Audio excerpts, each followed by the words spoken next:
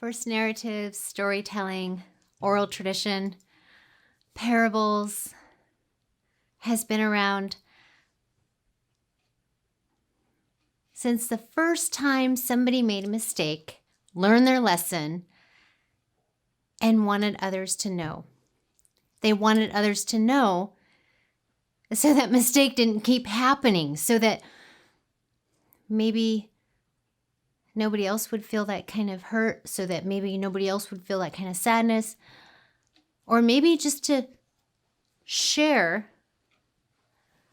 something true. Maybe just to share something like stand in your truth. Maybe just to share something like I'm possible. Who knows? First narrative, storytelling, oral tradition has been around. And what we get to do as parents, as caregivers, as providers, as teachers, is we get to help our young ones. We get to help them know certain things. We get to help them not just believe, not just practice, but know certain things. And we can use stories. We can share stories. We can employ these stories in that way to help our young ones. We can employ these stories, these narratives to help each other. Sometimes storytelling helps the storyteller. Sometimes it helps keep us in check. Sometimes as parents, as grandparents, as a grandmother, storytelling is exactly what I need. This story is from a long time ago. A long time ago, the animals, they were like an amazing community. They were like a well-oiled machine. These animals, they would meet. They had protocol. These animals, they were going to have a meeting. And the day of this big meeting, all the animals, they came to this meeting. You see, at this meeting, they would take turns talking and sharing. They would take turns talking and sharing, discovering, creating their ways. They would take turns listening. These meetings were amazing. The animals, they would have this meeting and they would leave the meeting being able to fly a little bit higher, being able to dig a little bit deeper, being able to do even more things after that meeting. This particular meeting that they were sitting down to have, that they flew in to have, that they swam up to have, this particular meeting was going to be a big meeting. You see, usually meetings might start around when the sun was right in the middle of the sky, but this meeting started right after the sun came up. So it was like morning time. So this particular meeting, you know, when the animals were on their way to the meeting, their shadows weren't behind them or in front of them. They were just, they knew, they were excited. They were motivated to have this meeting. They were just getting ready to start the meeting when they heard outside,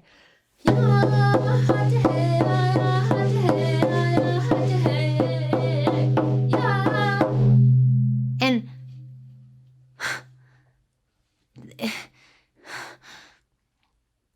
what the heck was going on? Who was outside the meeting singing and drumming? Like, who would be doing that? Everyone who needs to be here at the meeting is here in the meeting, ready to share, ready to listen. What was going on? Mountain Lion went outside of the meeting and saw Rabbit singing.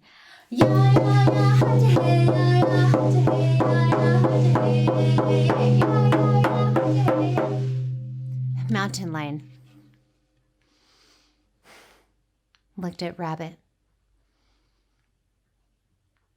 nodding his head in grief. Rabbit, we're trying to have a meeting. You're disturbing our meeting. I can't have you doing that. He took Rabbit's arm and went back into the meeting. He went back into the meeting with his little rabbit arm and he said, he won't be bothering us. Rabbit was busy singing his song and I took his arm, so now he can't sing.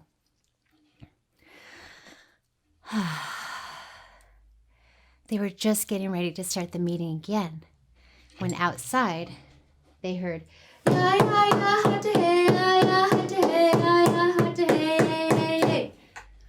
Bear.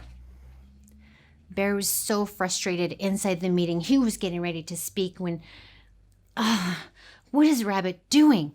Bear went outside and took Rabbit's head off. Took Rabbit's head off of his body and got mad at Rabbit and said, "Hey, Rabbit, we're trying to have a really important meeting.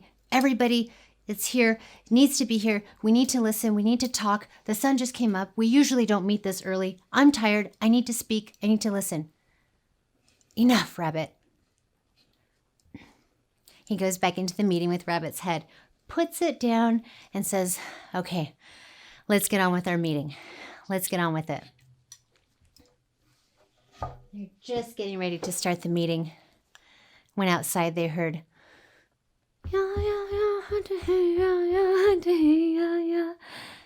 boy, oh boy, oh boy, oh boy, oh boy. It was so frustrating. All the animals came outside. All the animals came outside to see Rabbit hopping around, singing the song. They were wondering, where is this song coming from? They were wondering, how is Rabbit doing that? They had his head, they had his arm in the meeting. How is Rabbit doing this? Bear and Mountain Lion had his head, they had his arm. They were watching Rabbit hop around.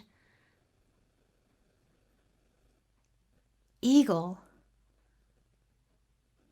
remembered. Eagle remembered something about the heart that's inside of all of us. Eagle looked at all the other animals outside the meeting that they were supposed to have. Now they're kind of having a meeting outside with Rabbit hopping around singing this song from his heart. And he commands Bear and Mountain Lion to give his head and his arm back. He commanded them to give his arm and his head back, put it back on Rabbit. Eagle told all the animals that this song is coming from his heart. That's why it's so powerful. This song has been disruptive to our meeting because it's coming from his heart. Rabbit needs to be able to sing his song. We need to hear Rabbit singing his song. We got to hear Rabbit sing his song. So Bear put his head back on. Mountain Lion gave him his arm back. And Rabbit stood there. And they looked at Rabbit and they said, "Rabbit, how did you do that?" Rabbit looked at everybody, all the animals that were supposed to be meeting inside. And he told them, "This song is from my heart because I need to sing it. You see, I discovered this song. And it just came out of me. And I knew I needed to hear it. I knew I needed to share it. I knew I needed to sing it. I need to hear myself sing it. I need to share it with you all. You're all having this meeting and you need to hear my heart song. You see, my feet are fast. You see, I escape other animals. And when I sing the song, I'm faster. When I sing the song, I feel better. I feel happier. And so you all are very important animals, and I want you to feel happier too. And I want you to feel faster too. I want you to feel better too. And so I needed to come sing the song for you." And Bear and Mountain Lion kind of put their heads down a little bit, and they kind of felt bad. And Rabbit looked at them and he said, "It's okay. Thank you for giving me my head back. Thank you for giving me my arm back. I want you to sing my song. Please share my song. It comes from my heart." Rabbit shared his heart song with all the animals that day. That day, all the animals practiced Rabbit's heart song. That day that the animals were supposed to have the most important meeting right after the sun came up, not when the sun was above them around noontime. That day was special.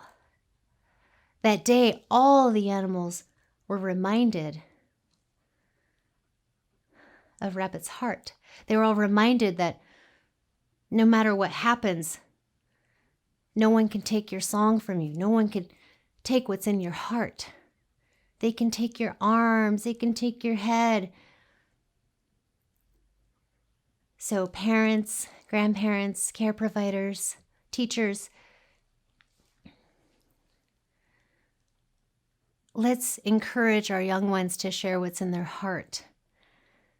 Let's not take away from them when they're just wanting to give.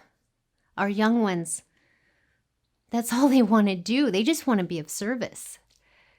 They just want to help us. If we're having a hard time and there's a conflict going on and maybe we're in an argument or maybe something went bad for us, that's when they come to us. They'll physically come and bother us, right? They're not trying to bother us. They're so connected. Their little hearts are so big and amazing and beautiful. They're wanting to help us in that moment. They know that when we're feeling frustrated, when we're feeling angry, when we're feeling discouraged, that we need that heart medicine. They just don't have the words.